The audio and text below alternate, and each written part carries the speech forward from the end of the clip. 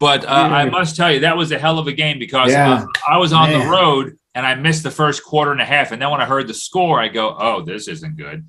And then my girlfriend says, oh, no, they're going to make a comeback. And I said, I don't think so. And then we scored one touchdown to make it look pretty. But then I got home for the fourth quarter, and that was one of the most even though I'm happy for you guys because it was a great game.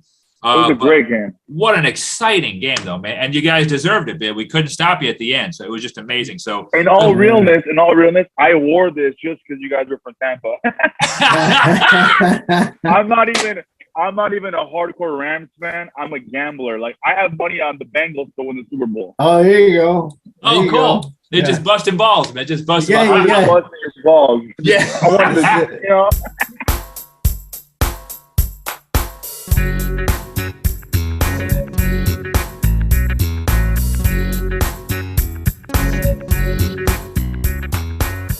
If you're good and you're close to retirement, come on down. Come on down. We got some. How's everything going out there where you are in California? How's the family doing? How are you? How is it affecting your life? But how are you getting around it with COVID going on? Everything is going good. I mean, it kind of slowed down a little bit during the holidays because everyone started getting sick again and everyone was getting scared. Numbers started rising, which we don't know if it's real or not anymore or whatever. We don't know what to believe. All we know is that it does affect shows. It does affect work. It affected the HA for a little bit. It slowed us down a little bit. But overall, my parents are good. My family's good. My kids are good. I'm good. And I'm having a baby on the way. I have a baby on the way. Oh, wow. What? Nice. So that's some great news. Yeah. Breaking news right here, man. Breaking news. Whoa. My girl's 5 months pregnant right now, and we're having a boy. Oh, congrats, man. Yeah. That's So awesome. it's pretty exciting news. And this is the kind of stuff I live for, which makes me kind of want to work harder and I'm never satisfied where I'm at in my career when I look at my kids and I need to do this today. I got to go out there and get this. Like, I got to book a commercial. It's just a constant grind. And now that she's pregnant right now, I have that push again. I kind of lost it a little bit because of COVID. It really freaking slowed me down. But now I have that fire, the eye of the tiger. It's back. It's that hunger. Yeah. Once you get that hunger, man, that's what drives you. I just got. Well, first, again, congratulations about the baby coming along. Is this going to be? Would that be Jack the Third? No, we don't have a name yet. Honestly, what I really want to name him, this is not a joke, I want to name him Batman. Think about it. Your kid's at school, a little kid goes, what's your name? He goes, I'm Batman. That's it, man. Great name. We don't have a name yet. We don't have a name yet, and but it would be Jack the Third. But it's not. Okay. Yeah. I don't want my kids to go through with my jackass Assadourian. No. So you heard. So you got the word, listeners. Leave a comment in the box. Name suggestions are being accepted. Yeah. Batman's already on the table. Batman's on the table, so Batman's on the table. Yeah, leave it, and then we'll pass on the comments to you, man. That'll be great. I would love for some ideas. I have no ideas. Definitely not Pat. Not Pat. Don't like that. Why would you? Pat Largo. If I had a boy, because I'm a junior, if I had a boy, it would be Patrick the Third, and I was like, I don't know if I like that one either. Yeah, I don't like it, huh? I mean, Patrick it's a cool, but it's not that. It's all right. I'd do something. I'd probably name him Jack. I don't like Jack. Yeah. I just name or Tony. That's a good. Tony's good. You have to have a Tony in your group. There's always a Tony. Hey, Tony's good neutral. Tony. It's a good neutral name, It is. It's an earth tone. Tony? Yeah. What's that? Is it Antonio? It's Anthony. Yeah. Anthony. Yeah. There you go. Italian? No, Puerto Rican. No way. Yeah. Yeah, pretty much.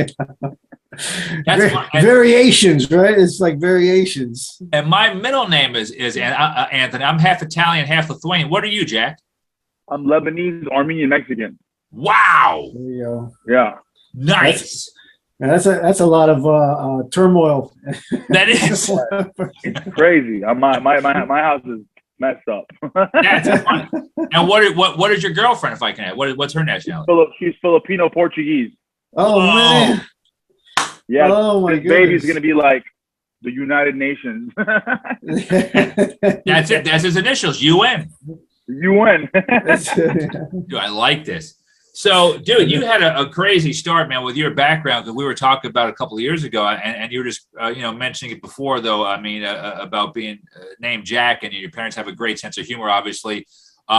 Before we get into you touring and headlining and doing all your great stuff now, though, you come from a comedy background because your parents own a club in Hollywood, my right? family owns the Ha Comedy Club in North Hollywood, California. Wow. Okay. So you grew up family business. Yeah. I grew up in this lifestyle, and it's a tough one, but I'm not Corey Haim or Corey Feldman. I'm still here. Yeah. So now, when did you actually get interested in performing? Because I mean, was it from the beginning, or did it kind of happen over time for you? I never wanted to be a stand-up comedian ever. That wasn't in the cards for me. You don't want to do what your parents do. Your parents are truck driver. You don't want to be a truck driver. I didn't want to do that. At a very young age, I always was very independent, and I moved out of the house when I was 19 years old, and I just worked my butt off. I got a job at T-Mobile, was selling cell phones in a mall, was commission based, really well off, and then I started DJing. I had no intention to be at the club at all. I didn't want to be there. And then I basically invested all this money I saved up. I opened up a kiosk in the mall selling cell phones and screen protectors and accessories. I was very Armenian. I was very cell phone store, So I opened up a store and did well. I got married, had a kid. When I got married, had a kid, that's when everything fell apart. We got divorced. My first marriage, we got divorced. She took my son away from me. I had to go to therapy. I was very depressed. I was suicidal almost. Oh, wow. And I told my parents, I need therapy. I think I'm going to kill myself. I lost it all. I lost my relationship, my son. And then my father told me, he goes, you know how expensive therapy is? He goes, go do open mics. I started doing open mics, and I became a comedian. And I just started talking about my problems, and it caught on. And then I started getting more and more. I got the comedy bug, and I just kept going on stage over and over and over and over till I started touring with Jeff Garcia. I was 3 years in. I was touring with Jeff Garcia. Yeah. I learned the business. I learned about hosting, featuring, and the whole thing. Then I started featuring. I started opening up for the Wayans brothers. I opened up for David Spade, Craig Robinson. Wow. All these big names. And it just became something that started paying the bills. And I'm like, well, I can make a career out of this. And then I got an agent, and then it just kind of it exploded a little. And then I competed for NBC and NBC Stand Up for Diversity. I made it to semifinals. I've seen that before. Okay. I made it to the semifinals, and I was really looking around wow, I'm really doing this. And then I took it very seriously, and now I've been doing this for the past 12 years now, and I'm very blessed. I'm on the road 6 months out of the year. I just signed a contract with Carnival Cruises. Awesome. I do Carnival. Awesome. I do a lot of stuff. I've been very blessed, thank God. Wow. So for you, has it been pretty organic, would you say, your journey so far? Yeah, it's been totally. Yeah. It's literally, I just kind of I had the tools and I had the pieces, and I just put it together, I think now you could tell, though. First off, number one, it just goes to show you what marriage can do to you, right? And I'm not anti-marriage, but that's just you said you were on top of the world until, but I think it's funny, and you can tell how funny your dad is, because you went to your parents and you said, hey, listen, I'm not well. I think I might even be suicidal. And your dad's like, you know how much therapy costs? Go tell jokes. I know you just told me you might kill yourself, but go tell jokes. You'll feel better. Go tell jokes. He didn't even take me seriously. I love it. Well, you know what? He might have known the value of it, though. Yeah, he goes, my son over here is trying to kill himself. I'm trying to figure out how to live longer. Nice. Dude, that's awesome. That's hilarious. That's hilarious. And that kind of answered one of my questions about, I know you've been blowing up and doing stuff all over the place, and cruise lines now, which is fantastic. But some of the guys you work with, any ones that along the way, especially ones when you were breaking into the business, And we're always about naming names if you feel comfortable. But anyone that were kind of dickheads or anyone that were kind of like, man, that person, that girl or guy was really an asshole. There was a lot of assholes out there when I first started, and I'll say it to his face. A lot of the Latin comics or some of the black comics weren't really nice to me. Like, who was Jeff Garcia became a dick to me after a while. Once I started getting good, he started being mean to me. And I don't know if it was the hate or what it was or tough love or whatever. A comic named Bruce Jingles. I don't know if you know him. He's not very big, but he was he cornered me one time. I was just like 2 years in. He was drunk and he put his finger in my face. He goes, "You know what? You're not a comedian. You're not a comedian. You're an owner's son. Know your role." Like that kind of shit. Oh, jeez. Like so many, just dumb bullying, you know, like, and it's cool because I made it. But you know what's funny right now? Now those comics like Bruce, he asked me for spots. Oh wow. Yeah. Karma. So it's all full circle. Like you always have to be nice to everybody, dude. Like a lot of people just have such big egos and are assholes, and I feel like in this business, it's such a small world that you're gonna run into them again, you know. So be nice to everybody. Yeah, those are that's great advice right there. I'd say that. Yeah. There's no reason to be. People feel threatened for no reason, really. You know. Yeah, and I'm like a new comic back then. I was like 2 years in. You know, I could barely hold a microphone. I barely had anything to say. I was just super like probably. I might not have been. I could have been pushed away and not to do comedy. You know, I could have easily been bullied and be like, you know what, I don't want to do this anymore. You know. So, but honestly, I took what my dad would always tell me is like, take what's good, leave what's bad, you know? So that's it. Move forward, keep your head up, and that's it. Man, now that's cool. Now, and real quick, how long have your parents, and they still own the club? Yeah, we still own the club. We opened it in 1987. It started off as a Mexican restaurant. Wow. And then became like a Mexican restaurant with karaoke bar and the live shows and then comedy. And then it became like in the early 90s, it became like full-on blown comedy. You know what's crazy too? I don't know if you guys seen the show on Amazon, Fat Tuesdays. Did you guys see that yet? No. Fat Tuesdays. No. Guy Torrey started an urban comedy night at the comedy store called Fat Tuesdays. Yeah, his documentary. Yeah, and it really took off in the 90s, right? That's the same time the Haha started putting up. We had our show called Whacked on Wednesdays with Buddy and Kim Whitley. That was their first big comedy show. And they mentioned it on the show on Amazon. Kim Whitley put on Whacked Out Wednesdays. Whacked Out Wednesdays. That's when the Ha really took off, and then we've been doing comedy there since then. Now it's 2022. We're open 7 days a week. We do like multiple shows. Chris D'Elia just posted a post recently because he a lot of people think I started at the Comedy Store. I started at the Ha. Damon Wayans Jr. started at the Ha. A lot of these big comics, famous comics that you think that started at the Improv or the Comedy Store, didn't start there, you know, because you're not gonna get your stage time there. We at the Ha have like the most open mics, and we develop these young comics. You know, you don't go to the Improv and Comedy Store as a bad comedian. Right? No, you don't want to go there every day. Yeah, you know. The Ha gives a place for comics to get up every single day. You can go do open mic every day. And we've been doing that. We've been doing that for the past 30 years, you know? And was that a recent post by D'Elia? Because is he trying to get his head right again? Because I know he's been in a little bit of pseudo trouble with some chicks or whatever recently. Yeah, it's on a podcast, I believe. Okay. But a lot of comics go out there like Ken Jeong, Brian Callen, the Wayne brothers.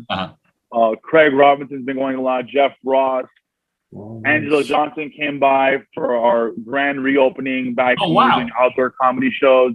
Cool. I've been blessed to know these people, and they have my back. They're in my corner. You know, I love all those comics that show us love because we're just a mom and pop shop. We're not a big corporation like the Improv or the Comedy Store or the Laugh Factory, and we're still in LA. We're one of the best clubs in Los Angeles, and we're blessed to be there still, you know?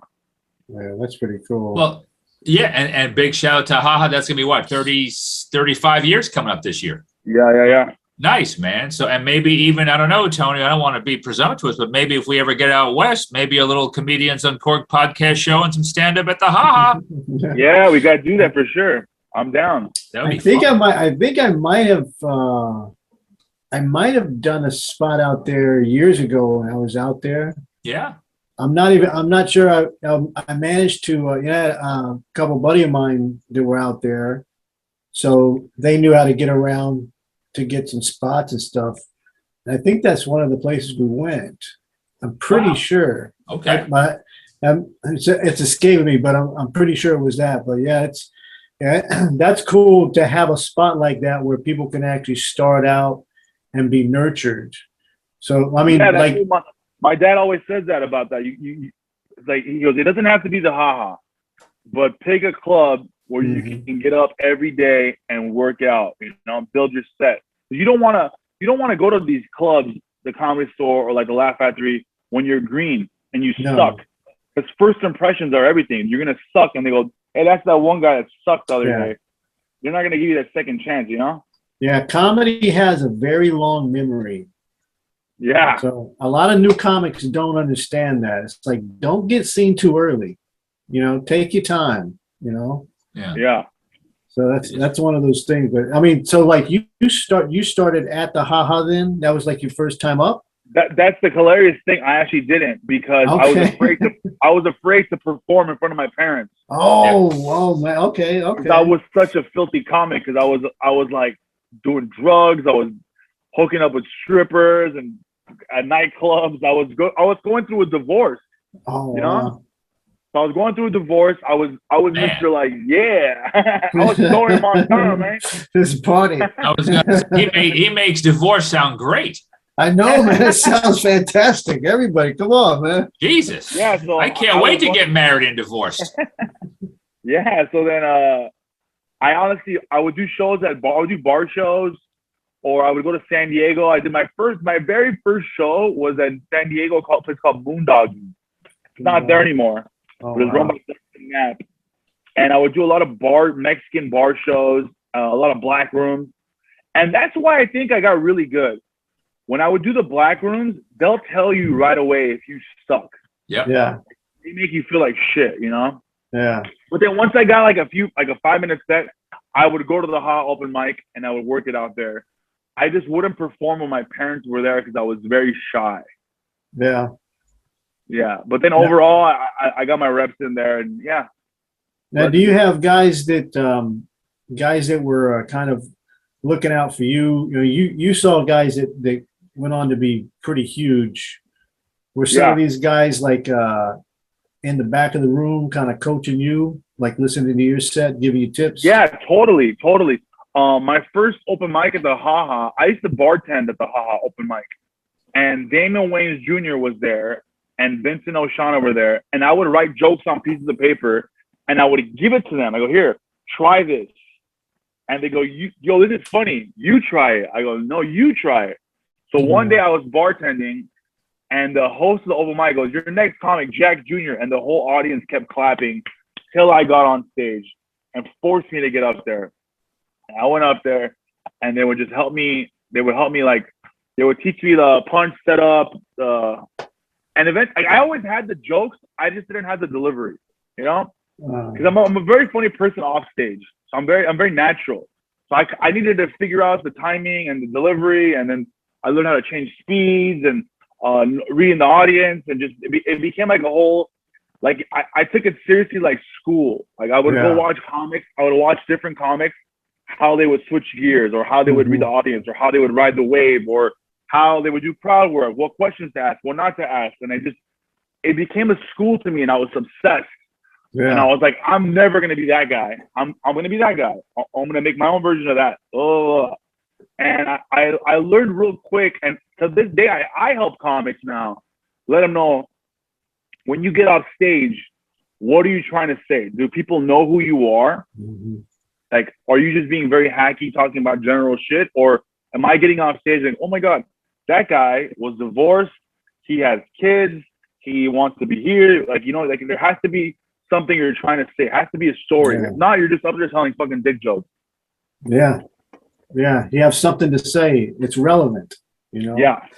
Yeah, that's great, man. It's good that you're passing it down, That's the whole thing, It's like reach back, help the next person out, teach the next generation. That's pretty cool. And I see you all over social media, Jack. Because you said you've only been in the game for 12 years, which is long, but not that long. You know what I'm saying? Like, I mean, it's not long at all. So, but you've been, a headline the all over the place now. Talk about that. When did you kind of first start getting into the full-time headlining? And I see you a lot in Vegas now and all kinds of places. Yeah. What's that been like? So what happened was, I used to work. I used to sell cell phones, or I would bartend, or I would find odd jobs, and I really didn't want to do it. I could never. Once I got a taste of the road as a host, like, I can get paid $500 to host for the thing, and then I could sell T-shirts. I could make another $500. I made $1,000 in a weekend. That's like, dude, this is great. I told myself I have to headline. I need to write jokes. So I kept writing, and then I need to build fans now. So I would create mailing lists for every city I would go to as a host. I would get off stage. If you guys like me, come meet me in the corner. I want to get your information so I can invite you to another show. And I started doing this like 7-8 years ago. Uh-huh. And I slowly created a mailing list in every city I went to, whether it was 5 people to 50, and that 50 became 100, 100 became 200. Now I have a huge mailing list all over the U.S. By doing this method. Unfortunately, it doesn't translate to social media because I'm not very good with social media. I mean, I have maybe 11,000 followers on Instagram and like 10 on Facebook, whatever. But the whole thing is, I'm not good at that stuff. I'm still learning how to do that. I'm old school. I got phone numbers. I got emails. Yeah. And that's old school right there. Yeah, I started building this mailing list, and then I started calling the Improv, and I would email them as I had a manager, but it was me. I would make a fake email. Hi, my client would like to headline your club on one of your off nights. Yeah. And they would give me like a Tuesday, and I would go in there and I would put 150 people on a Tuesday. And then they started paying attention to me. I would do Ontario, Irvine, Brea, Oxnard. And slowly they started like knowing who I was. They checked my background. My parents own a comedy club. I know the business side very well. I know how much money they need to make for them to be happy. So I know how many, I need to put at least 100 people there. That way they can cover staff, this, that. I just learned, I knew both sides. And I was funny. So I'm putting ass in the seats. I'm funny. I'm selling T-shirts. I'm slowly building it. And I just started doing that across the board. Everywhere I went. Like even to this day, like tonight, I have a show tonight in Pasadena. I sold it out. $37 tickets. Wow. $37 a ticket. Man. I sold it out on a Tuesday. It's not even at a comedy club. It's at a restaurant. What kind of food they serving? It's an Arabian Nights show. So it's an all Middle Eastern food. Wow. Man. I pay that. Yeah. So note to self.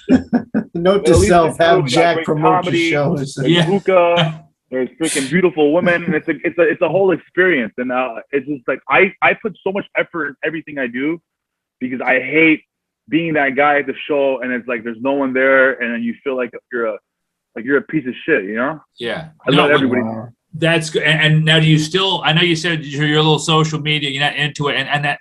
Believe me, I wouldn't be on it at all if it wasn't for what having to do with our jobs here. But what you still do that though, like the mailing lists? Yeah, I have a mailing list. I have a mailing list all over the U.S. Wow, nice. I'm slowly trying to build I've done funny Instagram videos like with King Batch, who has like freaking 20 million followers.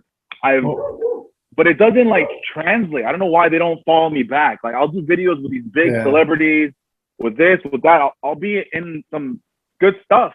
Well, while we're talking about it, let people know where they can find you on social media now. Yeah. Oh, it's I'm terrible at it. And we'll put links as well. Junior Comic, at Jack Junior Comic, at JackJrComic. And that's across all the social medias? Yes, all social medias, everything. Even my Venmo. What's up? There you go. But yeah, it isn't for some reason it's so hard to be that comedian. I mean, which is the business now. Like people like TikTokers. Like there's some TikTokers, comedian TikTokers that Google one-liner jokes, post it on TikTok, and it's going viral. That's crazy. Right. Like they go like, "Hey, is your dad a astronaut? Because your ass is out of this world," and it goes viral, and it's fucking dog shit, you know. Which I get angry at because like, there's actually comedians like us that write jokes.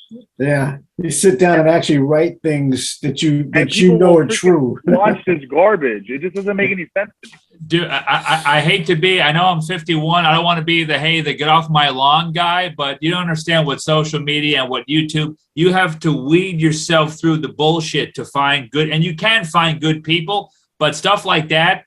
That just makes me so irate. When I just can't get over stuff like that. I hate it. I hate it. I'll be like on my phone trying to like look for like a good clip like of Mark Norman or Joe Rogan post something, and I just have ass, tits, and corny jokes. That's it. Dude, I like awesome. Real quick. When your baby comes into this world, Jack, I'm gonna get him an 813 City Champion shirt. And by the way, a little baby one. Yes, Tony. And just to let the people know, if you're watching on YouTube, you already know. But if you're just listening, hey, listen, he hasn't taken that fucking Rams hat off yet. He's still wearing it. There you go. I love it. Oh man, that's funny. Well, listen, the ultimate troll right there. Well, we'll get you one of these in a little baby onesie for your boy. We're gonna call him UN, the UN, United Nations. The UN. I like it. So listen, man, Jack, seriously, man, thanks for hanging out with us. When your boy's born, when you got your new CD coming out, or whatever you got coming on in your life, we want you to come back on the podcast sometime down the road. We'd love to get 3,000 miles out west to maybe perform at the Ha and do a show out there and enjoy some of the wonderful LA and Hollywood comedians sometime. So I hope we can make that happen as well, man. Pat, maybe you could host for my shows. There you go. Yeah, he's a great host. Don't you tease me. I will do that, my friend. I would be more than happy to go anywhere you are and host. I'm gonna put a group text right now with the owner and Nabil, and I'll tell him that you're my host. Man. Honestly, why not? I don't know anyone out there. I'd rather hang out with you than some freaking local. I don't know. Thank you. Host or open, man. I'm glad you said Snappers. You're going to love the sushi, by the way. They have a great menu. So I love it. Well, one more time, folks, Jack Assadourian, get him at jackjr.com. He mentioned all the places he's going to be, and it's going to be so much fun. JackJuniorComic.com. My bad. JackJuniorComic.com. One is subscribe, is like, comment, hit notification. And all of these words will help us grow as a channel. Back to our program.